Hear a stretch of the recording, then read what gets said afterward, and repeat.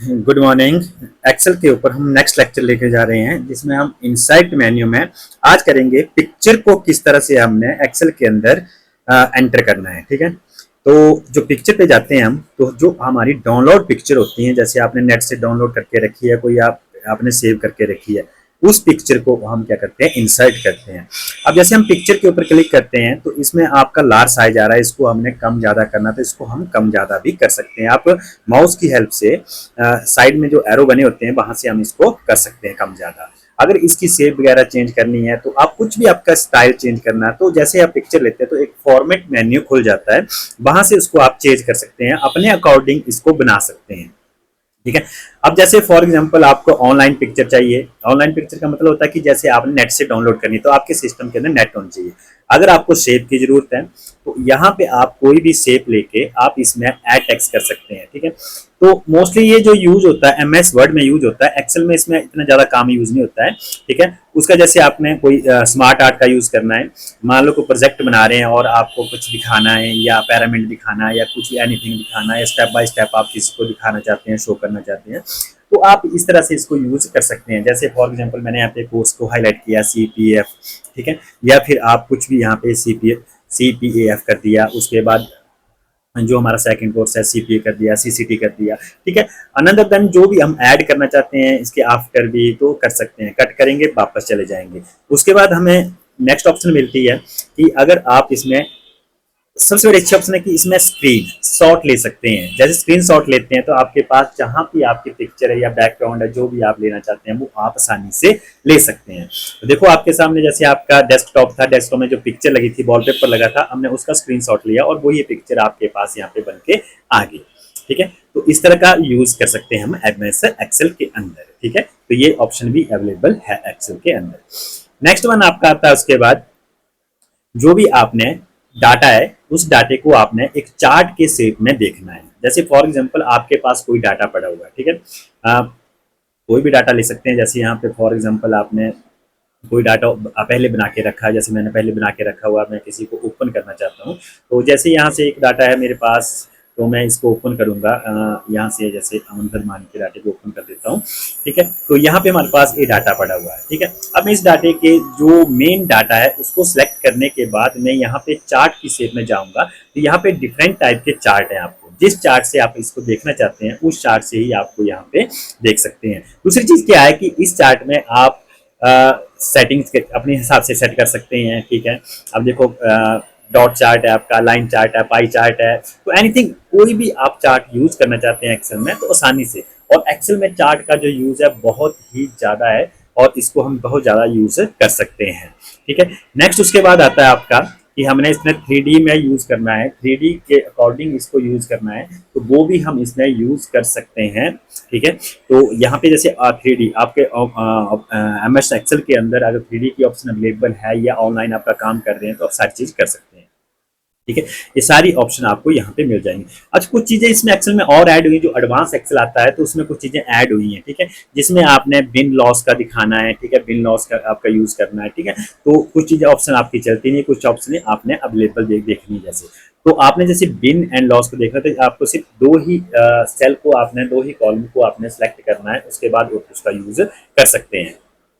ठीक है, जैसे फॉर एग्जांपल आपने यहाँ पे इस तरह से सिलेक्ट कर लिया और आप यहाँ पे चले गए, इंसर्ट में चले गए और यहाँ पे आपने मिल लो। अब यहाँ पे आपको शो नहीं करेगा, देखना आपने शो नहीं करेगा। एरो शो करती थी पहले जो आपने दिखाई थी, कॉलम वाला दिखा दिया था, पर यहाँ पे इसको शो नहीं करेगा। क्यों नहीं दिखाएगा? क्योंकि आपने दो कॉलम लिया, पर हम यहाँ पे दो वैल्यू को यूज करते हैं, सिर्फ दो वैल्यू यहाँ पे आनी चाहिए, तब आपको यहाँ पे दिखाएगा। तो मोस्टली हम दो वैल्यू यहाँ पे लेते हैं। जैसे फॉर एग्जाम्पल यहाँ से कोई भी वैल्यू हम उठाते हैं, बिन लॉस में जाएंगे, यहाँ पे हमने तो यहाँ पे सिलेक्ट कर लिया, जैसे हमने देखो यहाँ पे सिलेक्ट कर रहे हैं यहाँ पे। ठीक है, तब भी आपको दिखाता कि नहीं दिखाता है। ठीक है, एरर आ गया। ठीक है, अब हम क्या करेंगे कि हम सिर्फ दो वैल्यू लेंगे यहाँ पे, सिंगल और 1 और 2। ठीक है, जैसे फॉर एग्जाम्पल हमने यहाँ पे ले ली एक वैल्यू, नो लॉस में जाके यहाँ पे गए और यहाँ पे इसको सिलेक्ट कर दिया। ठीक है, और यहाँ पे हमने इसको कर दिया ओके। ओके करने के बाद देखो आपके पास ऑप्शन आ गई। ठीक है, तो सिर्फ हम दो जो वैल्यू है उन दो वैल्यू को हम अपने हिसाब से इसमें बिन लॉस में देख सकते हैं, अदरवाइज हम इसको यूज नहीं कर सकते हैं।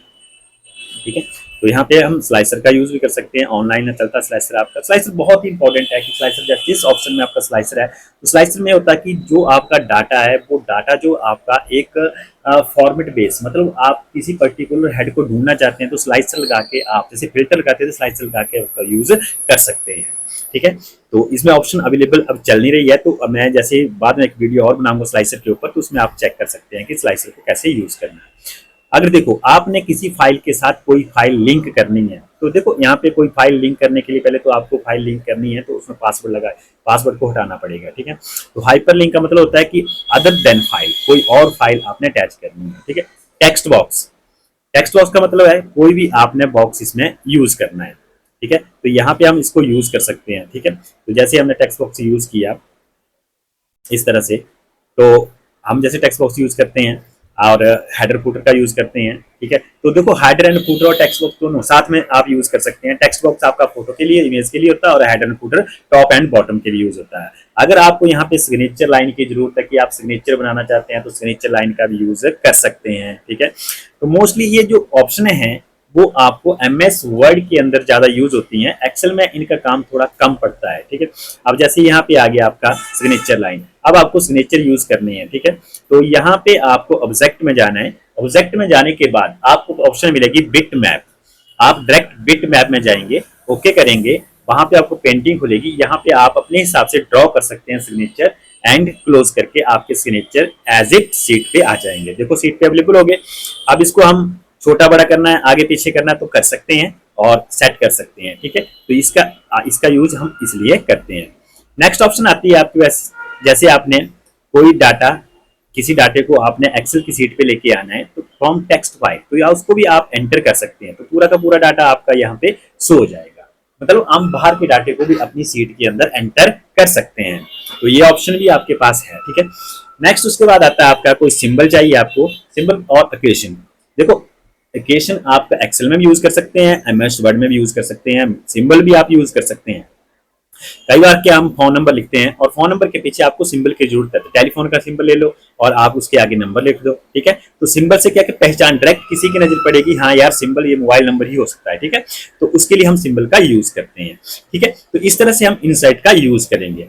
अब आता है कि हमने पेज लेआउट के अंदर, पेज लेआउट में पेज की सेटिंग कैसे करनी है। तो पेज की सेटिंग करने के लिए सबसे पहले तो आपके पास क्या होना चाहिए कि डाटा होना चाहिए। ठीक है, जैसे फॉर एग्जांपल आपके पास डाटा है और ये डाटा है आपका जैसे ए कॉलम से लेकर जेड कॉलम तक। ठीक है, तो ए कॉलम से लेकर जेड कॉलम तक जो डाटा है, आपके बॉस ने बोला कि इस डाटे को एक A4 शीट के ऊपर प्रिंट करके दिखाओ। ठीक है, तो कैसे करना है, सबसे हम थीम वाली ऑप्शन करते हैं, तो हमने इसको एक फॉर्मेट टेबल में ले लिया। अब पेज लेआउट में अगर आप थीम चेंज करना चाहते हैं तो पहले हम थीम अप्लाई करेंगे। देखो आपके सामने थीम चेंज हो रही है, पर्टिकुलर थीम आप देख सकते हैं। देखो आपकी थीम जैसे अप्लाई करेंगे, कलर चेंज करना है आपने, ठीक है, फॉन्ट चेंज करना है, वो सारी चीज आपको यहाँ पे ऑलरेडी मिल जाएगी। ठीक है, तो कहीं जाने की जरूरत नहीं, आप one by one step by step कर सकते हैं इसको। ठीक है, देखो किस तरह से आपका थीम भी चेंज होगी। अब होता है कि मार्जिन, मुझे ये डाटा A4 शीट के ऊपर प्रिंट चाहिए, ऑर्डर है, करना पड़ेगा। तो पहले मैं नैरो सेट करूंगा, इसका मार्जिन सेट कर दिया। आपका डाटा जो डिस्प्ले हो रहा है वो जे तक जा रहा है, मैंने इसको कर दिया थोड़ा मार्जिन और कम करना तो यहाँ से कर सकते हैं, लेफ्ट का मैंने कम कर दिया, राइट का कर दिया, तो वो कस्टम करके कर सकते हैं आप। ठीक है, इससे और कम हो जाएगा। उसका नेक्स्ट आता है आपका ओरिएंटेशन। ओरिएंटेशन में आपने इसको लैंडस्केप में कर देना है। अब लैंडस्केप में जो डाटा है तो वो आपका डाटा पहुंच गया O तक। ठीक है, उसके आपने साइज ले लेना A3। A3 करने के बाद आपका डाटा पहुंच जाता है X तक, पर मुझे चाहिए Z तक डाटा। अब प्रॉब्लम ये है कि मुझे यहाँ 3 ऑप्शन मैंने अप्लाई कर चुका हूँ, तो आपके पास लास्ट ऑप्शन आती है स्केल।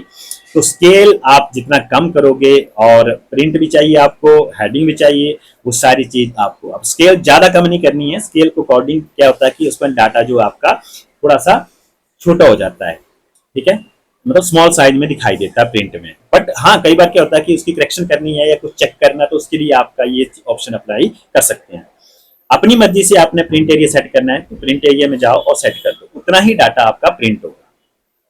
रिमूव करना है तो यहाँ से क्लियर कर सकते हैं प्रिंट एरिया को, ठीक है।